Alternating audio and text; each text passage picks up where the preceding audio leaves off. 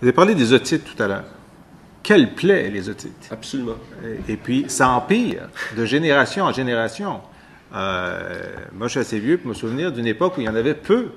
Et puis là, j'ai des enfants en bas âge et ça n'arrête jamais. Et pourtant, on ne fume pas dans la famille. Alors, je vous ai entendu dire tout à l'heure qu'il y avait un lien entre fumée secondaire et otite. Pouvez-vous me l'expliquer? Avec plaisir.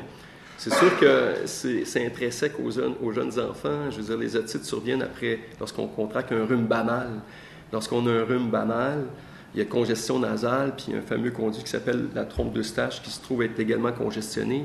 Et assez rapidement, une espèce de pression négative qui fait que le microbe attaque l'oreille moyenne. Donc ça, c'est la survenue d'otites qui sont favorisées lorsque les enfants sont en milieu de garderie, par exemple.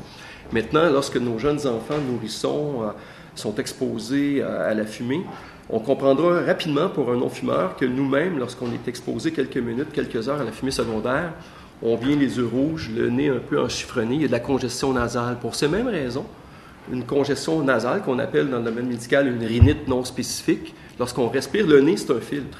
Ça sert à humidifier, à filtrer et à réchauffer l'air. Lorsque le jeune enfant respire la fumée secondaire, les produits toxiques induisent une inflammation au niveau de la muqueuse nasale. On aura une rhinite irritative lorsque le nez est complètement congestionné.